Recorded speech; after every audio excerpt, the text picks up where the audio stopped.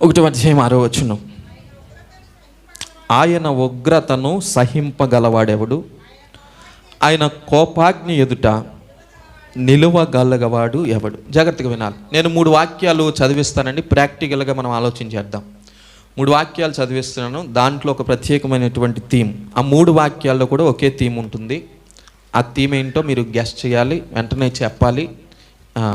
మరొకసారి చదవబడుతున్నటువంటి వాక్యాన్ని నేను రిపీట్ చేస్తున్నాను, జాగ్రత్తగా వినండి. ఆయన ఉగ్రతను సహింపగలవాడెవడు? ఆయన కోపాగ్ని ఎదుట నిలవగలిగిన వాడెవడు? రెండవదిగా సామెతల గ్రంథం 11:4. 11:4.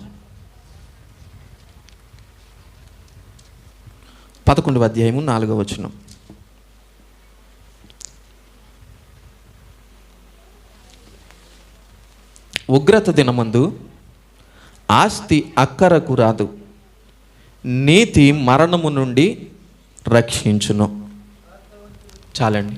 మూడవదిగా యెహెజ్కేలు గ్రంథం 7:19. తమ వెండిని వీధులలో పారవేయుదురు, తమ బంగారమును నిషిద్ధమని ఎంచుదురు. యెహోవా ఉగ్రత దినమందు వారి వెండియే గాని బంగారమే గాని వారిని తప్పించజాలదు. అది వారి దోషక్రియలు విడవకుండా అభ్యంతరమాయను గనుక దాని వలన వారు తమ ఆకలి తీర్చుకొనజాలక పోదురు. 3 వాక్యాలు చదివామండి. 3 వాక్యాల్లో ఒక ప్రాముఖ్యమైనటువంటి థీమ్ ఉంది. 3 వాక్యాలలో కూడా ఒకే విధమైనటువంటి విధానం వ్రాయబడింది. చెప్పాలి, పురుషుల్లో నుండి కానీ స్త్రీల్లో నుండి కానీ చెప్పాలి, ధైర్యంగా చెప్పాలి. ఉగ్రత ఏంటండి? ఉగ్రత. చప్పలు కొట్టండి అమ్మ మహేశ్వర్ గారికి. చప్పగా ఉన్నాయి, ఇంకా కొట్టాలి, వినబడాలి. ఓకే, చాలు జాగ్రత్తగా వినా. చదవబడినటువంటి 3 వాక్య భాగాలలో కూడా ఉగ్రత అనేటువంటి పదాన్ని మనం చూసాం. ఈ ఉగ్రత అనేటువంటి పదం చాలా భయంకరమైనది. ఉగ్రత అనేటువంటి పదం వినినప్పుడు మనకు కూడా భయం పుడుతుంది. జాగ్రత్తగా వినండి. మొదటిగా చదవబడినటువంటి నహూము గ్రంథములో యెహోవా ఉగ్రత దినాన్ని గూర్చి జ్ఞాపకం చేశారు. ఆ దినం చాలా భయంకరమైనది. ఆ దినము నుండి మనల్ని తప్పించేటువంటి వాడే లేడు. రెండవదిగా చదవబడినటువంటి లేఖన భాగములో సామెతల గ్రంథములో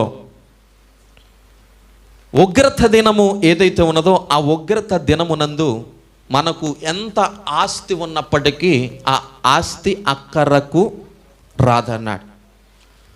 మూడవదిగా చదవబడినటువంటి లేఖన భాగములో యెహోవా ఉగ్రత దినము ఏదైతే ఉన్నదో ఆ దినమున నీ వెండియు నీ బంగారము నిషిద్ధమని ఎక్కడ పారివేస్తావండి?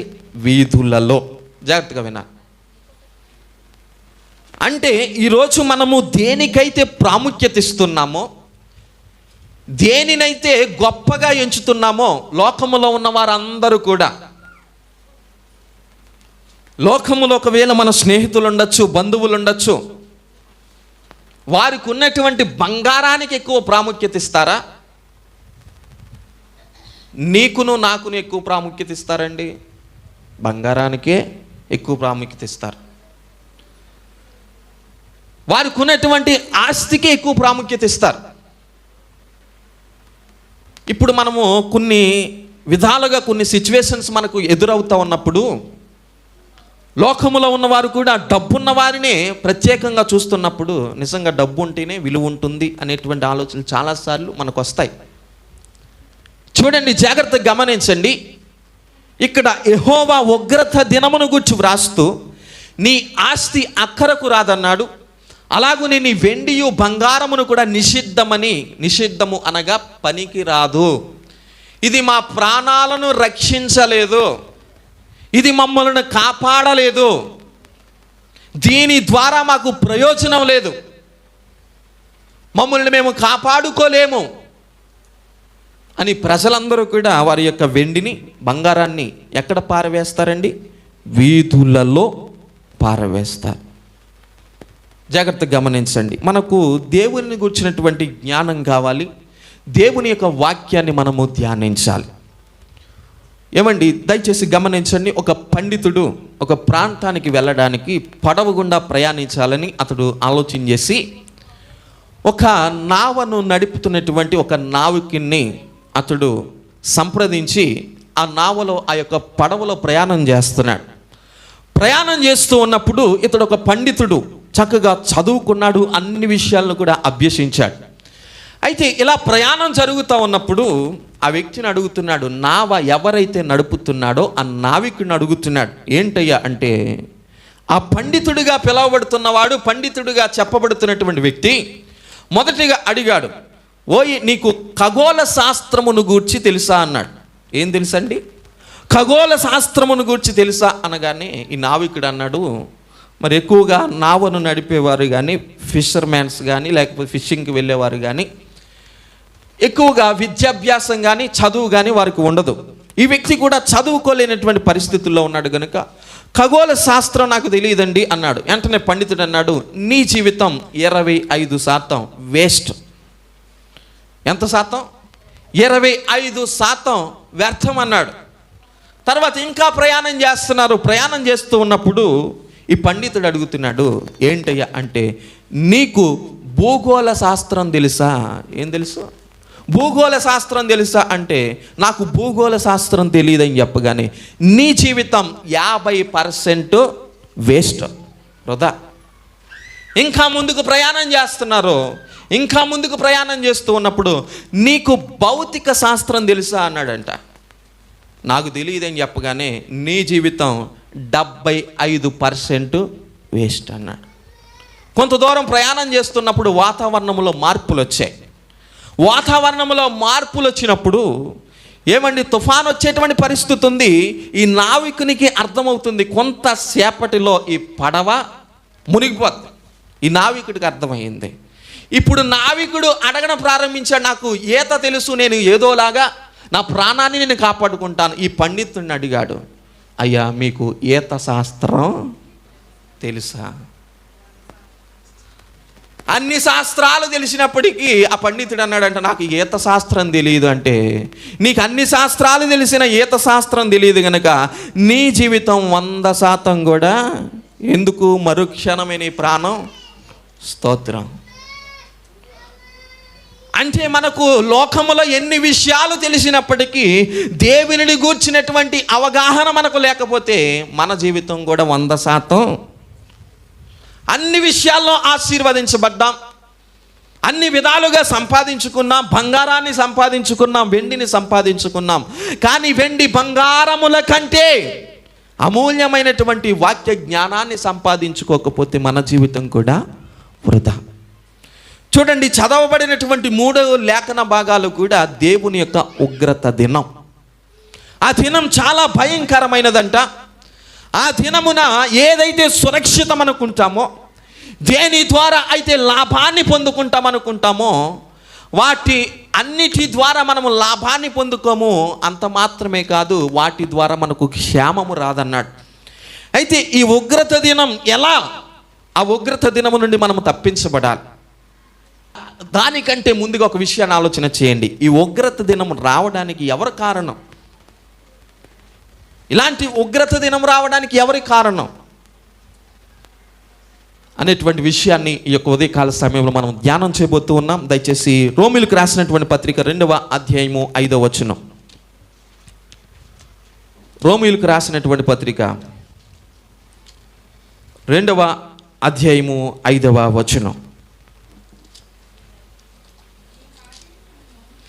నీ కాఠిన్యమును మార్పు పొందని నీ హృదయమును అనుసరించి ఉగ్రత దినమందు అనగా దేవుని న్యాయమైన తీర్పు బయలుపరచబడు దినమందు నీకు నీవే ఉగ్రతను సమకూర్చుచున్నావు. చూడండి, ఎవరు తీసుకొని వస్తున్నారంటే ఉగ్రతను? శ్రద్ధ కలిగి వినాలి. చదవబడినటువంటి లేఖన భాగం. యెహోవా ఉగ్రత దినం చాలా భయంకరమైనది. దాని నుండి తప్పించేటువంటి వ్యక్తే లోకములో లేరు.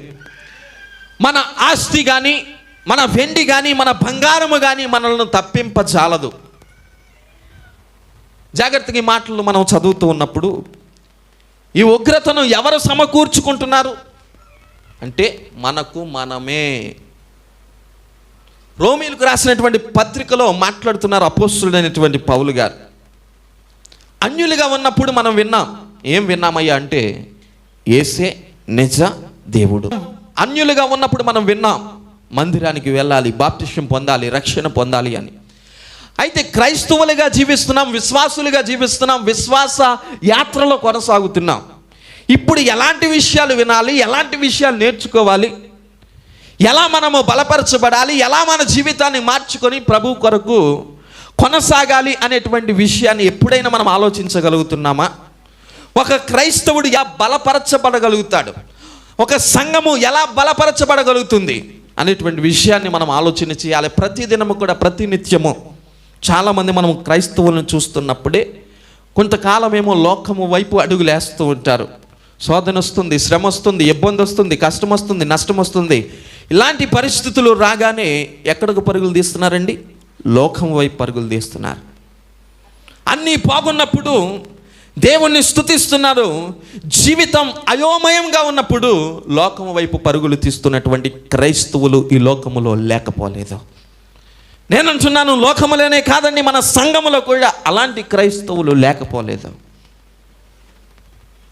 అందుకని ఇక్కడ వ్రాయబడుతున్న మాట 2వ అధ్యాయము 5వ వచనములో, నీ కాఠిన్యమును అనగా నీ కఠినత్వమును మార్పు పొందని నీ హృదయమును అనుసరించి ఉగ్రత దినమందు అనగా దేవుని న్యాయమైన తీర్పు బయలుపరచబడు దినమందు నీకు నీవే ఉగ్రతను సమకూర్చుకుంటున్నావు. ఏంటంటండి? మనకు మనమే ప్రమాదములో పడిపోతున్నాం, మనకు మనమే ఉగ్రతను సమకూర్చుకుంటున్నాం. దేవుని న్యాయమైనటువంటి తీర్పు ఒక దినము రాబోతా ఉంది. ధవల సింహాసనము ఎదుట తీర్పు జరగబోతూ ఉంది. ఆ తీర్పులో నిలవబడేటువంటి సమయము కొరకు మనం అందరం కూడా వేచి చూస్తున్నాం. అయితే వేచి చూస్తున్నటువంటి నేటి సంఘము ఎలా కొనసాగిపోతుందయ్యా అంటే ఉగ్రత కొరకు సిద్ధపడుతున్నారంట. ఉగ్రత కొరకు సిద్ధపడుతున్నారు. విశ్వాసులుగా ఉంటున్నామని చెప్పుకుంటున్నారు కానీ అవిశ్వాసులుగా వారి జీవితాన్ని కొనసాగిస్తున్నారు. భక్తి పరులమని చెప్పుకుంటున్నారు కానీ దేవుని యొక్క శక్తిని ఆశ్రయించలేకపోతున్నారు. క్రీస్తు అంటే మాకు నమ్మకమండి, మేము క్రీస్తుని ఎరుగుదామని చెప్పుకుంటున్నారు కానీ క్రీస్తు అంటే తెలియని వారిగా వారి జీవితాన్ని గడిపేస్తున్నారు. యేసు నామము పేరట అద్భుతాలు జరుగుతాయని తెలిసినప్పటికీ యేసయ్య నామాన్ని ఆశ్రయించకుండా వేరొక వాటిని ఆశ్రయిస్తున్నటువంటి క్రైస్తవులు ఈ లోకంలో లేకపోలేదు. వీరందరూ కూడా దేనిని సమకూర్చుకుంటున్నారండి? ఉగ్రతను సమకూర్చుకుంటున్నారు. చాలాసార్లు మా ఎదుటికి కొన్ని ప్రశ్నలు వస్తాయి. ఏమండి, వారు సంఘానికి వెళుతున్నారు, భక్తి చేస్తున్నారు, ప్రభువును స్తుతిస్తున్నారు, ఆరాధన సమయంలో ఏడుస్తున్నారు. ఎందుకండి ఆ పాపాన్ని వారు విడిచిపెట్టలేకపోతున్నారు? ఎందుకండి ఆ వ్యభిచారపు అనేటువంటి మత్తును వారు విడిచిపెట్టలేకపోతున్నారు? ఒకవేళ ఇంకను దేవుణ్ణి ఆరాధిస్తూ ఇలాంటి పనులు చేసేవారందరూ కూడా ఏం చేస్తున్నారు? వారికి వారే ఉగ్రతను సమకూర్చుకుంటున్నారు. ఎవరో మనల్ని తీసుకొని వెళ్ళి ప్రమాదంలో పడేయవలసిన పరిస్థితి లేదండి. మనకు మనమే ఆ ప్రమాదంలో పడిపోతున్నాం. కొన్ని చోట్ల హెచ్చరిక బోర్డులు పెడతారు, డేంజర్ అని, ప్రమాదం అని. ఆ ప్రాంతానికి వెళ్ళొద్దు, వెళితే మీకు ప్రమాదం జరుగుద్దని. ఆ బోర్డు చూసినప్పటికీ ఆ ప్రాంతానికి వెళితే మన పరిస్థితి ఏమవుతుందండి? మనకు మనమే. ప్రభుత్వము ఒక బోర్డు పెట్టిన తర్వాత అక్కడికి వెళ్ళి ప్రాణం పోగొట్టుకుంటే ఎవరు బాధ్యులు? ప్రభుత్వం బాధ్యత వహిస్తుందా? నీవు బాధ్యతను వహించాలా? మనమే బాధ్యతను వహించాలి. అందుకని దేవుని యొక్క లేఖనాలు మనం గమనిస్తే మనం ఎలా జీవించాలి, ఎలాంటి జీవితాన్ని కొనసాగించాలి, ఏ విధముగా నడుచుకోవాలని తేట తెల్లగా దేవుని యొక్క లేఖనాలు మనకు జ్ఞాపకం చేశాయి. మన జీవిత విధానం అంతా కూడా ఎలా ఉండాలి అని ఆది కాండము మొదలుకొని ప్రకటన గ్రంథం వరకు కూడా అనేక విషయాలు వ్రాయబడ్డాయి. వాటన్నిటిని కూడా చదివిన తర్వాత అయ్యో మాకు తెలియదండి ఇంత ప్రమాదం వస్తుందని. ఒకవేళ బహుశా అంటామేమో యేసు ప్రభు వారు ధవల సింహాసనం ఎదుట న్యాయపీఠం ఎదుట మనము ప్రత్యక్షమైనప్పుడు అంటామేమో, అమ్మో ఇంత ఉగ్రత అండి, నిజంగా దొంగతనం చేస్తే ఇంత గొప్ప శిక్ష ఉంటుందా, వ్యభిచారం చేస్తే ఇంత గొప్ప శిక్ష ఉంటుందా, పొరుగు వారి మీద అబద్ధ సాక్ష్యాలు చెప్తే ఇంత గొప్ప శిక్ష ఉంటుందా, మద్యమునకు బానిసలైపోతే ఇంత గొప్ప శిక్ష ఉంటుందా అని ఒకవేళ బహుశా యేసు ప్రభు వారి యొక్క ధవల సింహాసనం ఎదుట ఒకవేళ మనము అనేటువంటి పరిస్థితి రావచ్చేమో. నేనంటున్నాను, నీ ఉగ్రతను నీవే సమకూర్చుకుంటున్నావు. విశ్వాసినని చెప్పుకుంటున్నావు, అవిశ్వాసులతో జోడీ కడుతున్నావు. లోక స్నేహము దేవునికి వైరమని తెలిసినప్పటికీ లోకులతో స్నేహం చేస్తూ, లోకముతో స్నేహం చేస్తూ లోక అలవాట్లను ఇచ్చిపుచ్చుకుంటున్నావు. దౌర్భాగ్య స్థితి. పౌలు గారు మాట్లాడుతున్నారు, ఉగ్రత దినం, ఉగ్రత దినం. ఏమండి, మణిపూర్ ప్రాంతమును గురించి విన్నప్పుడు చాలా వేదన కలిగింది మనందరికీ కూడా. కొన్ని గృహాలు తగలబట్టబడ్డాయి, కొన్ని యొక్క మందిరాలు తగలబట్టబడ్డాయి. ఏమండి, కొంతమంది స్త్రీలు నగ్నంగా నడిపించబడ్డారు. అదంతా కూడా ఉగ్రత. ఆ ఉగ్రతను గూర్చి విన్నప్పుడు చాలా భయం కలిగింది. నేనంటున్నాను, మన పరిస్థితిని మార్చుకోకపోతే అదే ఉగ్రత మన మీదకి రాబోతుంది. ఇది ముమ్మాటికి సత్యం. మీరు అవునన్నా కాదన్నా నా దేవుని యొక్క లేఖనము మాట్లాడుతూ ఉంది. ఈ యొక్క ఉదయకాల సమయంలో నీవు అవునన్నా, నీవు ఒప్పుకున్నా ఒప్పుకోకపోయినా ఇదే ముమ్మాటికి సత్యం. నీ ఉగ్రతను నీవే సమకూర్చుకుంటున్నావు. ఈ ఉగ్రత నుండి తప్పించబడవలసినటువంటి నీవు, నీ దేవుడు ఈ ఉగ్రత నుండి నిన్ను తప్పించాలనుకుంటున్నాడు. కానీ ఈ ఉగ్రతకు నీవు దాసుడు అయిపోతున్నావు. ఇంకా అంటాడు 4వ వచనములో, 2వ అధ్యాయం 4వ వచనము చదవండి. లేదా దేవుని అనుగ్రహము మారు మనస్సు పొందుటకు నిన్ను ప్రేరేపించుచున్నదని ఎరుగక. చూడండి, జాగ్రత్తగా గమనించండి. దేవుడు నిన్ను అనుగ్రహిస్తున్నాడు. ఎందుకొరకు? ఆయన నిన్ను ఆశీర్వదిస్తున్నాడండి. నువ్వు అన్ని విధాలుగా ఆశీర్వదించబడుతున్నావు. కారును కొనుక్కున్నావు, ఇల్లును కొనుక్కున్నావు, ఘనమైన వ్యక్తిగా ఉన్నావు. ఎందుకొరకు ఆశీర్వదిస్తున్నాడంటే ఇక్కడ వ్రాయబడుతున్నటువంటి మాట, మారు మనస్సు పొందుటకు నిన్ను ప్రేరేపించుచున్నదని. ఏమన్నాడండి? నీవు బాగున్నావు అంటే, దేవుడు నిన్ను అనుగ్రహిస్తున్నాడంటే, దేవుడు నీ ఎడల కృప చూపిస్తున్నాడంటే నీవు పాడైపోవాలన్నా, ఆశీర్వదించబడి మారు మనస్సు పొందాలనా? చాలాసార్లు మనం అనుకుంటాం, ఏమీ లేనప్పుడే ఈ వ్యక్తి చాలా భక్తిగా ఉన్నాడండి, అన్నీ ఉన్నవాడు ఎగసి అన్నీ ఉన్న పాత్ర ఏం చేస్తుంది? ఏమీ లేని పాత్ర. కానీ ఇప్పుడు మనం ఆలోచన చేస్తున్నటువంటి విధానము, అన్నీ ఉన్నవాడు ఏం చేస్తున్నాడు? ఎగసి పడుతున్నాడు. జాగ్రత్తగా గమనించండి. ఇక్కడ అంటున్నాడు, దేవుడు నిన్ను దీవిస్తాడా అంటే దీవిస్తాడు. నిజంగా ఆయన ఆశీర్వదిస్తాడంటే ఇస్తాడు. ఆయన నీ ప్రయాణంలో క్షేమాన్ని ఇస్తాడంటే క్షేమాన్ని ఇస్తాడు. ఆయన నిన్ను బలపరుస్తాడా అంటే బలపరుస్తాడు. నీ రోగాన్ని తీసివేస్తాడంటే తీసివేస్తాడు.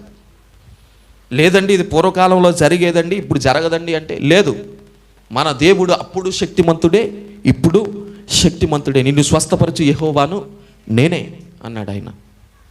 ఆదియు అంతమును నేనే, మొదటివాడను కడపటివాడను నేనే. అప్పుడు చేసిన దేవుడు ఇప్పుడు చేస్తాడు. అయితే నీవు పొందుకున్న దీవెన, నీవు పొందుకున్న ఆశీర్వాదము నీవు వృద్ధిలోనికి వెళ్ళే కొలది ఆయన అనుగ్రహం అంట. ఇక్కడ వ్రాయబడుతున్నటువంటి మాట 4వ వచనం, దేవుని అనుగ్రహము మారు మనస్సు పొందుటకు నిన్ను ప్రేరేపించుచున్నదని ఎరుగక, ఆయన అనుగ్రహ ఐశ్వర్యమును సహనమును దీర్ఘశాంతమును తృణీకరించేదవా. చూడండి, ఆయన అనుగ్రహ ఐశ్వర్యము, ఆయన నిన్ను దీవించే కొలది. ఎందుకు దీవిస్తున్నాడయ్యా అంటే నీవు ఏదో ఒక సమయములో మార్పు పొందుతావని, ఏదో ఒక సమయంలో నీ జీవితాన్ని మార్చుకుంటావని, ఏదో ఒక సమయంలో నిన్ను నీవు దేవునికి అప్పగించుకుంటావని. లోకములో ఉన్న వారందరి ఎదుట కూడా నీ తలను పైకెత్తుతా ఉన్నాడు. లోకములో గనులకు కలిగి ఉన్న మంచి పేరుని కలిగి చేస్తున్నాడు. నిన్ను తోకగా కాకుండా ఎలా ఉంచాడు? తలగా ఉంచాడు, చేపగా ఉంచాడా? మాయమ్మే. తలగా ఉంచాడు, నిన్ను పైవానిగా ఉంచాడు. రాజులైన యాజక సమూహముగా నీవు ఉన్నావు. అయితే నీవు వృద్ధిలోనికి వెళ్ళే కొలది నీ జీవితాన్ని నువ్వేం చేయాలి? మార్చుకోవాలి. 5వ వచనములు అంటాడు కదా, 5వ వచనములో నీ కాఠిన్యమును మార్పు పొందని నీ హృదయమును అనుసరించి ఉగ్రత దినమునందు నీకు నీవే ఏం చేసుకుంటున్నావు? ఉగ్రతను సమకూర్చుకుంటున్నావు. అపాయకరమైనటువంటి పరిస్థితులు నీవే కొని తెచ్చుకుంటున్నావు. ఏమండి, క్యాన్సర్ పేషెంట్స్ని కానీ, లివర్ పాడైపోయినటువంటి పేషెంట్స్ని కానీ మనం ఒకవేళ వారిని అడిగితే, HIV పాజిటివ్ వచ్చినటువంటి పేషెంట్స్ని కానీ చివరి దినాల్లో ఉన్నప్పుడు వారిని వెళ్ళి అడిగితే ఇంకొక 10 రోజుల్లో చనిపోతారు, లేకపోతే 4 రోజుల్లో చనిపోతారని వారిని వెళ్ళి అడిగినప్పుడు వారు ఏడుస్తూ అంటారు, ఈ పరిస్థితి రావడానికి కారణం ఎవరు? నేనే. ఈ పరిస్థితి రావడానికి కారణం ఈ HIV, లేకపోతే ఈ భయంకరమైనటువంటి స్థితిలోనికి నా లివర్ పాడైపోవడానికి కారణం, నేను చనిపోబోతున్నానని నాకు తెలిసి వేదన కలుగుతూ ఉంది, ఇలాంటి పరిస్థితుల్లోనికి వెళ్ళడానికి కారణం ఎవరంట? నేనే. చూడండి, దేవుడు మానవులందరినీ కూడా రక్షించడానికి ఆయన ఇష్టపడితే మానవుడు ఏం చేస్తున్నాడంట? అవిశ్వాసముతో, ఏవండి, దేవుణ్ణి నిజంగా నమ్మక, లోకముతో స్నేహం చేస్తూ, లోక ఆచారాల వైపు పరుగులు తీస్తూ, లోకములు ఎవరో క్షేమాన్ని ఇస్తారని పరుగులు తీస్తూ వారికి వారు ఏం సమకూర్చుకుంటున్నారు? ఉగ్రతను సమకూర్చుకుంటున్నారు. అయితే ఈ ఉగ్రత నుండి ఎలా తప్పించబడాలి? ఈ ఉగ్రతలో నుండి మనల్ని ఎవరు రక్షిస్తారు? అనుకోని పాపాలు, అనేక పాపాలు మన మీద మోపబడ్డాయి. అనేక విధాలుగా అపరాధులుగా మనం పిలవబడుతున్నాం. అయితే దేవుని యొక్క కృప, పర్వతములు తొలగిపోయిన, మెట్టలు దద్దరిల్లిన నా కృప నిన్ను విడిచిపోదు. కృప ఉన్నంత కాలము మేము క్షేమంగా ఉన్నామండి, పర్వాలేదండి అని అనుకుంటున్నామేమో. ఈ కృపాయుగము దాటిపోయిందనుకోండి, నేనంటున్నాను ఉగ్రత దినం రాబోతుంది. ఏ దినం రాబోతుందండి? ఇది కృపాయుగం. యేసు ప్రభుల వారు శిలువ పైన మరణించి పరలోకానికి ఆరోహణము అయినటువంటి దినము నుండి మొదలైంది, కృపాదినం మొదలైంది. ఈ కృపాయుగము గడిచిపోయింది అనుకోండి, మరలా యేసు ప్రభు వారు 2వ రాకడలో ఈ భూమి మీద అడుగు పెట్టబోతున్నారు. యేసు ప్రభు వారు ఈ భూమి మీద అడుగు పెట్టి తన సంఘాన్ని మధ్యాకాశమునకు తీసుకొని వెళ్ళినప్పుడు, మధ్యాకాశములో విందు జరగబోతా ఉంది. 1000 సంవత్సరాల పాటు, 1000 సంవత్సరాల పాటు మధ్యాకాశంలో విందు జరగబోతా ఉంది. అక్కడ విందు జరగబోతా ఉంది. ఈ భూమి మీద వేదన వినబడబోతా ఉంది. జాగ్రత్త గమనించండి. కృపాయుగము ముగించబడుతుంది. కృపాయుగం దాటిపోద్ది. కృప ఈ భూమి మీద నుండి తీసివేయబడుతుంది. ఆ కృపాయుగము ముగించబడిన తర్వాత ఉగ్రత దినం ప్రారంభమవుతుంది. ఆ ఉగ్రత దినము నుండి తప్పించేటువంటి నాథుడే ఉండడు. ధనవంతులైన వారు, ధనికులైన వారు, ఆస్తులు సంపాదించుకున్న వారు, వారి యొక్క ఆస్తి అక్కరకు రాదంట. వారి యొక్క వెండి బంగారములను వీధుల్లో పారవేసి మమ్మల్ని రక్షించేటువంటి నాథుడే లేడా అని మొర్ర పెట్టుకుంటారు. అది ఉగ్రత దినం, చాలా భయంకరమైనటువంటి దినం. అయితే ఈ ఉగ్రత దినములో మనము పడకుండా ఎలా మనము రక్షించుకోవాలి అని ఆలోచన చేస్తే దేవుని యొక్క లేఖనాలు, నహూము గ్రంథం ఇందాక మనం చదివాం. నహూము గ్రంథము 1వ అధ్యాయము 7వ వచనం.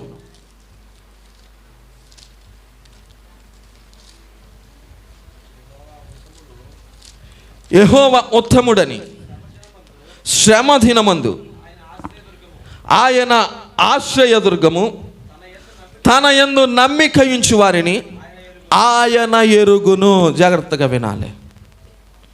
ఆ పై వచనములు అంటాడు, ఇందాక మనం చదువుకున్నాం 6వ వచనములో, ఆయన ఉగ్రతను సహింపగలవాడెవడు? ఆయన కోపాగ్ని ఎదుట నిలవగలవాడెవడు? ఆయన కోపము అగ్ని వలె పారును. ఆయన కొండలను కొట్టగా అవి బద్దలగును. కొండలు ఏమవుతాయంట? సియోను పర్వతములు ఎలా ఉంటాయి? దేవుని సేవకులు జ్ఞాపకం చేశారు గడిచిన దినాలలో. కదలక నిత్యము నిలుచు సియోను పర్వతములు, కొండలు కొండలు, కదలని కొండలు. కానీ దేవుని యొక్క ఉగ్రత దినం ఏదైతే ఉన్నదో, దేవునికి కోపం వచ్చేటువంటి దినం ఏదైతే ఉన్నదో, కొండలు సహితము ఏమైపోతాయండి? బద్దలైపోతాయి. కొండలు సహితం బద్దలైపోతాయి. అయితే అక్కడ కింద వచనములు 7వ వచనములు అన్నాడు, అయితే యెహోవా ఉత్తముడును, శ్రమ దినమందు ఆయన ఆశ్రయదుర్గము, తన యందు నమ్మికయుంచు వారిని ఆయన ఎరుగును. నీ జీవితంలో నీవు ఎదుర్కొంటున్నటువంటి శ్రమలు అనేకములున్నాయి.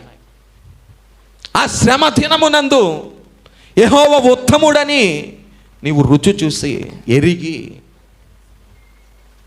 తెలుసుకొని ఆయనను ఆశ్రయిస్తే, ఎందుకు ఆశ్రయించాలి? ఆయన ఎవరంట? ఆశ్రయ దుర్గం. ప్రియ సంగమ, గమనించండి, నీ జీవితంలో అనేక కష్టాలు వస్తాయి, శ్రమలు వస్తాయి, అనారోగ్య పరిస్థితి నీకు ఎదురవుతుంది,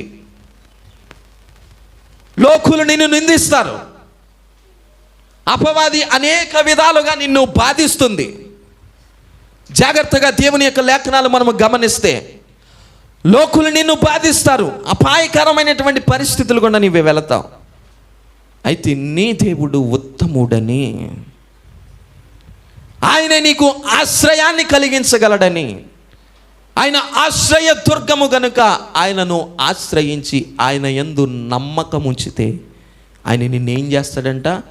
ఎరుగును. దీనికి అర్థం ఏంటయ్యా అంటే, మన ప్రాంతానికి ముఖ్యమంత్రి గారు వచ్చారనుకోండి, ముఖ్యమంత్రి గారికి మనం బాగా తెలుసండి, ఆయన అందరికీ తెలుసు, మనం కూడా తెలియాలి కదా, మనం బాగా తెలుసు. మన ప్రాంతానికి వచ్చారు, ఆయన రాగానే ఎక్కడో దూరంగా స్టేజ్ మీద ఉన్నారు, మనం చాలా వెనక, ప్రజలందరూ వెనక కూర్చున్నాం. ఆయన అక్కడ నుండి కూడా నిన్ను గుర్తెరిగి ఆ స్టేజ్ మీద నుండి నిన్ను పిలిచాడు అనుకోండి, ఎలా ఉంటుంది? ఏం చెట్టు ఎక్కుతాం? మొలం చెట్టు ఎక్కుతామా? తాడి చెట్టు ఎక్కుతామా? ఈ చెప్పులు ఇలా పైకి వెళ్ళిపోతాయా? ఏమవుతుంది? చాలా గర్వంగా ఫీల్ అయిపోతాం. ఎందుకు? ముఖ్యమంత్రి గారు పిలిస్తే చాలా హోదా.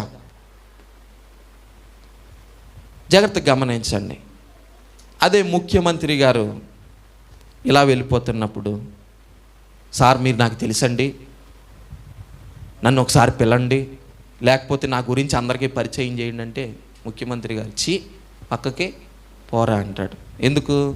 ముఖ్యమంత్రి గారు అందరికీ తెలుసు, కానీ ముఖ్యమంత్రి గారికి కూడా ఈ వ్యక్తి తెలియాలి. నేనంటున్నాను, యేసు ప్రభువారికి, యేసు ప్రభువారు అంటే అందరికీ తెలుసు, నీకు నాకు కాదు, అన్యులకు కూడా తెలుసండి.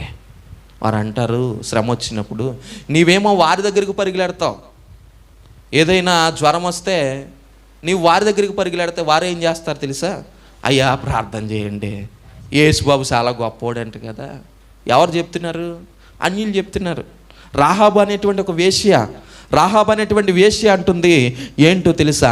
మీ దేవుడు ఇశ్రాయేలీయుల యొక్క దేవుడు గొప్పవాడని మేము ఎరుగుదము, ఆ దేవుని గూర్చి వినినప్పుడు మా గుండెలు కరిగిపోయాయి. చప్పట్లు కూడా దేవుని మన మహిమ.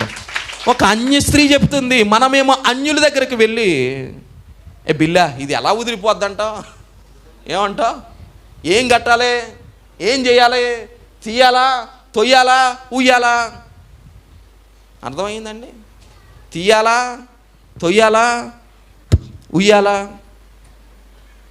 వారు అంటారు మీ దేవుడు చాలా గొప్పవాడు, క్రిస్మస్ కానుక పంపిస్తామండి, సాక్ష్యం చెప్పండి. నేనంటున్నాను, యోబు గారు కూడా ఆ శ్రమ దినమున ఒకవేళ కృంగిపోయాడు అనుకోండి, చేతకాని వాడు అవుతాడు. బైబుల్లో అతన్ని గూర్చి చదువుకునేటువంటి అవసరమే లేదు, కనుమరుగైపోతాడు. నీవు చరిత్రలో నిలిచిపోవాలనుకున్నావా? 7 మార్లు పడిపోయినప్పటికీ నీ దేవుడు తిరిగి లేపుతాడు. చప్పట్లు కూడా దేవుని నామమున మహిమపరచండి. 7 సార్లు పడిపోయినప్పటికీ, 7 సార్లు పడిపోయినా మరల తిరిగి లేస్తావు. నువ్వు ఎలాంటి పరిస్థితుల్లో ఉన్నా నీ దేవుడు నిన్ను లేపుతాడు. 2 ఆశీర్వాదాన్ని నీకు ఇవ్వబోతున్నాడు. నువ్వు నమ్మకంగా ఉండాలి, విశ్వాసముతో కొనసాగాలి, శ్రమల్లో నీవు ఓర్చుకోవాలి. ఇలాంటి వారినే నా దేవుడు వెతుకుతున్నాడు. భూమి మీద ఇలాంటి వారు ఎవరైనా ఉన్నారా అని. ఒక చరిత్ర మనం చదువుతూ ఉన్నప్పుడు నోవాహు కాలంలో నోవాహు మాత్రమే ఎందుకు ఘనమైన వ్యక్తిగా ఎంచబడ్డాడు? అబ్రహాము కాలంలో ఎందుకు అబ్రహాము మాత్రమే ఘనమైన వ్యక్తిగా ఎంచబడ్డాడు అంటే, దేవుడు అనేక మందిని పిలిచాడు కానీ ఎవరు మాటకు విధేయతను చూపించలేదు. కానీ నోవాహు మాత్రమే విధేయత చూపించారు, అబ్రహాం మాత్రమే విధేయతను చూపించారు, హనోకు మాత్రమే విధేయతను చూపించారు. నీవు కూడా విధేయతను చూపిస్తే ధవల సింహాసనము ఎదుట గొర్రెలను మేకలను కూడా వేరుపరచబడేటువంటి సమయంలో నిన్ను ఒక క్రొత్త పేరుతో నా ప్రభువు పిలవబోతున్నాడు. హల్లెలూయా. ఒక క్రొత్త పేరు పెట్టి నేను పిలవబోతున్నాడు. ఈ వ్యక్తి నాకు తెలుసు, నేను ఎరుగుదును. యేసు ప్రభువారు అన్నారు కదా, ఎవరైతే నన్ను ఒప్పుకుంటారో వారిని నా తండ్రి ఎదుట నేను ఒప్పుకుంటాను. మనము ఆయనను ఒప్పుకుంటే ఆయన మనలను ఒప్పుకుంటాడండి. ఇక్కడ చదవబడుతున్నటువంటి లేఖన భాగాన్ని మనం ఆలోచన చేస్తూ ఉన్నాడు. శ్రమ దినమునందు ఆయన యందు నమ్మిక ఉంచితే ఆయన మనలను ఎరిగేటువంటి దేవుడు. చివరికి ఒక లేఖన భాగాన్ని చూసి మనం ముగించుకుందాం. దినవృత్తాంతములు 2వ గ్రంథం 12వ అధ్యాయము 6వ వచనం. క్లుప్తంగా నేను ఈ యొక్క మాటలు చెప్పి నేను ముగిస్తాను. దినవృత్తాంతములు 2వ గ్రంథం 12వ అధ్యాయము 6వ వచనం నుండి 8వ వచనం వరకు త్వరగా చదవాలి. అప్పుడు ఇశ్రాయేలీయుల అధిపతులను రాజును తమను తాము తగ్గించుకొని యెహోవా న్యాయస్థుడని ఒప్పుకొనిరి. వారు తమను తాము తగ్గించుకొనుట యెహోవా చూచెను గనుక యెహోవా వాక్కు షమయాకు ప్రత్యక్షమై ఇలాగూ సెలవిచ్చెను, వారు తమను తాము తగ్గించుకొనిరి గనుక నేను వారిని నాశనము చేయక షేషాకు ద్వారా నా ఉగ్రతను యెరూషలేము మీద కొమ్మరింపక త్వరలోనే వారికి రక్షణ దయచేసేదను. చూడండి, ఇక్కడ ఒక సందర్భం ఉంది. ఆ సందర్భాన్ని 1-2 మాటల్లో నేను జ్ఞాపకం చేస్తాను. రాజు అయినటువంటి సొలొమోను గారి తర్వాత రాజ్యం 2గా విడిపోయింది. సొలొమోను గారి యొక్క కుమారులు యెరోబాము, రెహబాము. ఇలా చూడాలి, ప్రతి ఒక్కరు జాగ్రత్తగా వినాలి. 1-2 మాటలు నేను ముగిస్తాను. యెరోబాము, రెహబాము. యెరోబాము, రెహబాము పరిపాలన జరిగిస్తున్నారు. యెరోబామేమో ఇశ్రాయేలీల యొక్క రాజ్యాన్ని, రెహబామేమో యోధా రాజ్యాన్ని పరిపాలిస్తున్నారు. యెరోబాము దేవునికి అవిధేయతను చూపించి విగ్రహార్పితాలైనటువంటి వాటిని అతడు చేస్తూ దేవునికి కోపాన్ని పుట్టించారు. అయితే రెహబాము దేవుని యందు భయభక్తులు కలిగి ముందుకు కొనసాగారు. దేవుణ్ణి ఆరాధిస్తున్నటువంటి పరిస్థితుల్లో ఉన్నారు. యోధా ప్రజలందరూ కూడా దేవుణ్ణి ఆరాధిస్తూ నమ్మకంగా ఉన్నారు. అయితే కొంతకాలానికి ఈ రెహబాము యొక్క రాజ్యము స్థిరపరచబడింది. ఏం పరచబడిందండి? స్థిరపరచబడింది. దేవుడు ఆ రాజ్యాన్ని స్థిరపరచాడు, వారిని ఆశీర్వదించాడు. అంచెలంచెలకు వారు ఆశీర్వదించబడుతున్నారు, వృద్ధిలోనికి వస్తున్నారు. ఇలాంటి పరిస్థితిలో రెహబాము అలాగనే అక్కడ ఉన్నటువంటి ప్రజలందరూ కూడా అనుకోని రీతిలో దేవుడైనటువంటి యెహోవాను విసర్జించారంట. అంటే విడిచిపెట్టేశారు. ఆశీర్వాదం వచ్చిన తర్వాత ఎవరిని విడిచిపెట్టారండి? దేవుణ్ణి విడిచిపెట్టారు. వారు బాగున్న తర్వాత దేవుణ్ణి విడిచిపెట్టారు. వారి రాజ్యము స్థిరపరచబడిన తర్వాత దేవుణ్ణి విడిచిపెట్టారు. అలాంటి పరిస్థితుల్లో ఇక్కడ రాజు అయినటువంటి ఐగుప్తు రాజు అయినటువంటి షేషాకు ఆ యొక్క జనాంగమనంతటిని కూడా అప్పగించేశాడు దేవుడు. అప్పగించిన తర్వాత షమయాగా పిలువబడుతున్నటువంటి ఒక ప్రవక్త దేవుని ఎదుటి నుండి ఒక వర్తమానాన్ని రాజు దగ్గర తీసుకొని వచ్చాడు, రెహబాము దగ్గర తీసుకొని వచ్చాడు. రెహబాము దగ్గర తీసుకుని వచ్చినప్పుడు రెహబాము ఆ మాటను విని అక్కడ ఉన్న యోధా ప్రజలందరూ కూడా కన్నీటితో ప్రార్థన చేస్తున్నారు. వారిని వారు తగ్గించుకున్నారంటే ఏం చేశారండి? వారిని వారు తగ్గించుకున్నారు. వారిని వారు తగ్గించుకోవడాన్ని దేవాతి దేవుడు చూశాడు, కనులతో చూసి ఈ ప్రజలు వారిని వారు తగ్గించుకున్నారు, ప్రార్థన చేశారు గనుక వీరిని రాబోయే ఉగ్రత నుండి నేను ఏం చేస్తానో తప్పిస్తాను. మనం కూడా తప్పించబడాలి అంటే హెచ్చులకు పోకుండా దేవుని ఎదుట మనల్ని మనం ఏం చేయాలండి? తగ్గించుకోవాలి. అలా తగ్గించుకుంటే ఆ ఉగ్రతల నుండి ప్రభు మనల్ని విడిపించబోతున్నాడు. ఈ మాటల ద్వారా మీరందరూ కూడా బలపరచబడ్డారని విశ్వాసముతో నమ్ముతూ మరొకసారి గనుడైన యేసయ్య నామమును బట్టి ఈ యొక్క శ్రేష్టమైనటువంటి మాటలు మీ యొక్క హృదయాలలో 30 దంతులుగా 60 దంతులుగా 100 దంతులుగా ఫలించును గాక.